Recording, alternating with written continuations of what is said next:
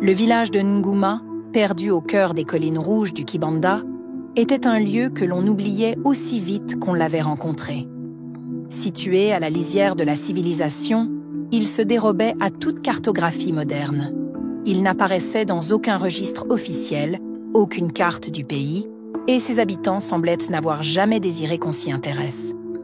Pourtant, ce village, frappé par un silence pesant depuis plus de 10 ans, attira l'attention d'une jeune journaliste ambitieuse, Nala. Nala, dans la vingtaine, était une journaliste d'investigation, connue pour son audace et sa capacité à traquer les histoires les plus sombres. Elle n'avait pas peur des sujets tabous, des disparitions mystérieuses ou des mystères irrésolus.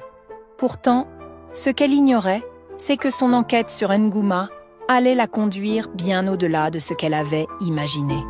Tout avait commencé par une lettre, arrivée un matin dans sa boîte aux lettres, sans adresse ni signature. Il s'agissait d'un simple morceau de papier froissé sur lequel était écrit « Il existe un village où personne ne parle. Depuis 10 ans, cherche Ngouma, mais ne parle pas quand tu y seras. » Curieuse et intrépide, Nala n'hésita pas une seconde. Elle comprenait que cette lettre n'était pas un simple canular. Il y avait quelque chose d'urgent dans ce message, quelque chose de profondément dérangeant. Elle se lança donc dans une recherche rapide. Mais à chaque recherche, le village semblait se dérober davantage. Aucun enregistrement officiel, pas de traces dans les bases de données de l'État, si ce n'est une référence brève et énigmatique.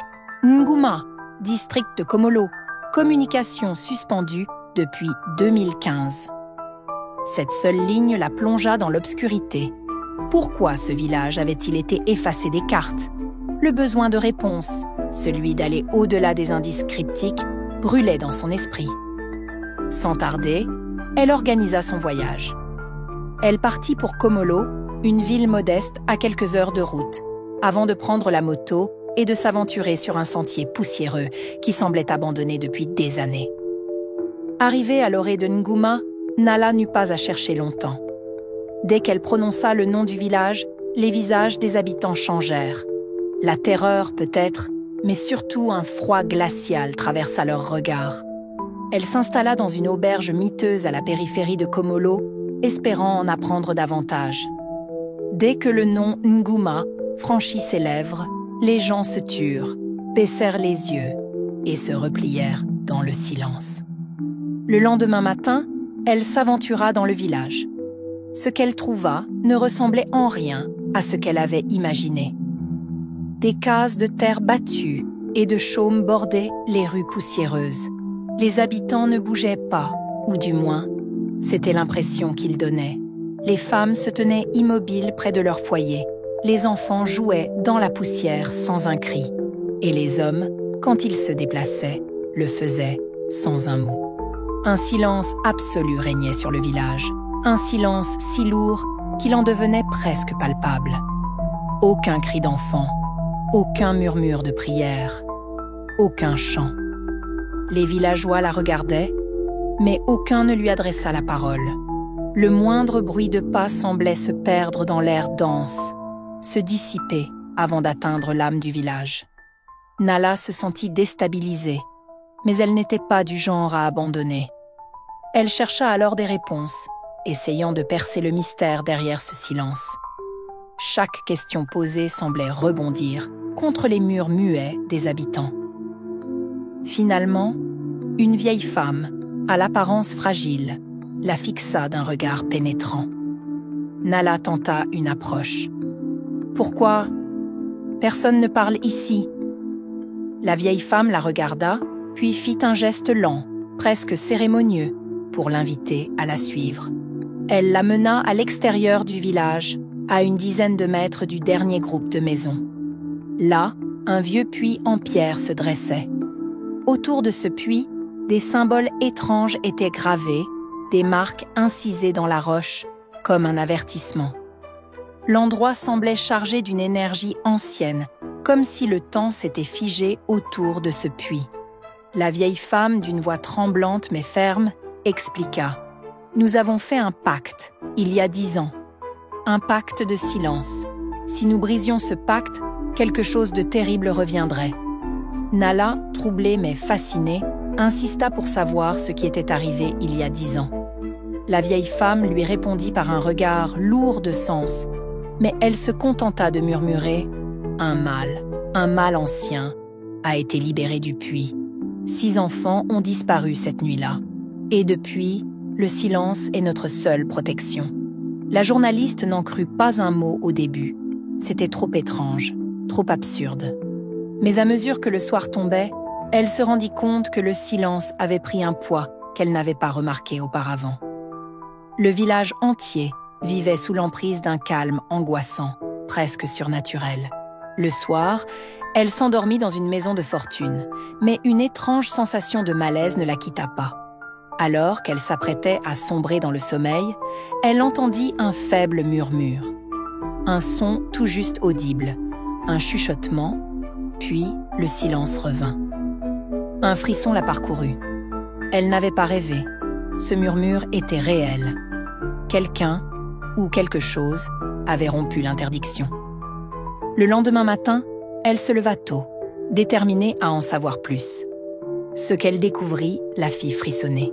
Le village semblait plus tendu que jamais, comme si une sorte de pression invisible se faisait sentir. Les gens se déplaçaient plus rapidement, sans un mot. Un vieil homme la regarda et, d'un geste, lui ordonna de partir. Il n'y avait plus de temps à perdre. Elle se rendit alors sur le lieu du puits, seule cette fois, espérant peut-être y découvrir quelque chose de plus. Et c'est là qu'elle le vit. Un étrange voile noir s'élevait du puits, une brume malveillante qui semblait se mouvoir d'elle-même, comme une entité vivante. Le bruit de ses propres pas devint amplifié, comme si le sol lui-même absorbait le son. Avant qu'elle ne puisse réagir, la brume forma une silhouette. Un être sans visage, une entité sombre qui sembla sortir du puits pour la fixer de ses yeux vides. Une voix sans voix s'éleva alors, résonnant dans son esprit. « Tu as parlé. Maintenant, tu fais partie du prix à payer. » La brume s'élança vers elle, mais elle réussit à s'échapper, courant dans la direction du village. Le silence, d'un coup, la rattrapa. Chaque pas qu'elle faisait semblait se perdre dans un abîme de son étouffée. En atteignant la maison de la vieille femme, elle chercha désespérément à expliquer ce qu'elle avait vu, mais les mots échappaient à sa bouche. Le village tout entier était devenu un piège. La vieille femme, avec un regard lourd de secret, lui murmura « Tu as brisé le pacte. La chose est réveillée.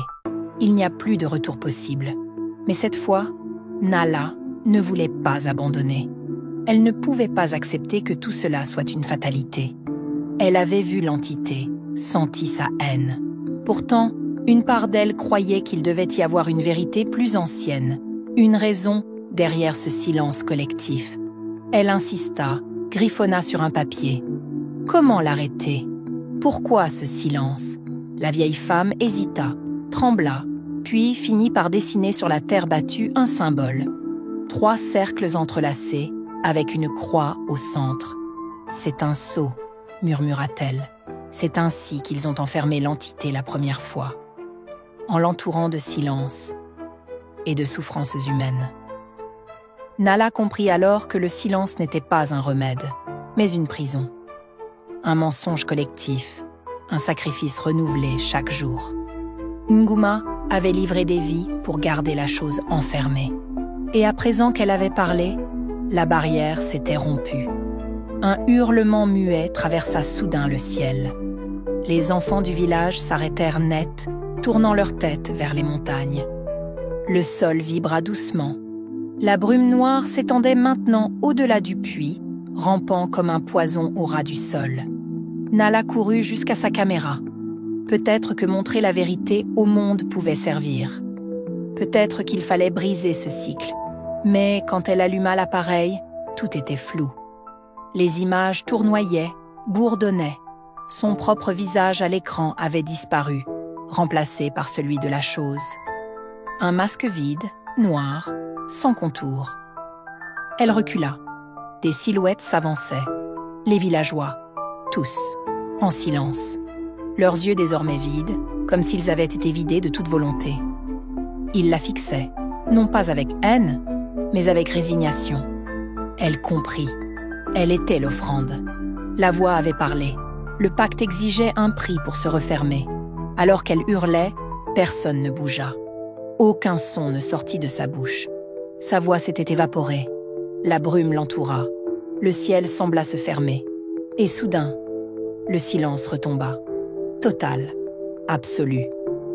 Le lendemain, le soleil se leva sur un village tranquille. Le puits était redevenu inoffensif. Le voile noir avait disparu. Les habitants reprirent leur vie, comme si de rien n'était. Une pierre fut posée à l'entrée du village. Aucune inscription. Juste 3 cercles entrelacés et une croix au centre. Nala ne quitta jamais Ngouma. Mais plus personne ne parla jamais d'elle. Et plus personne ne parla, tout court.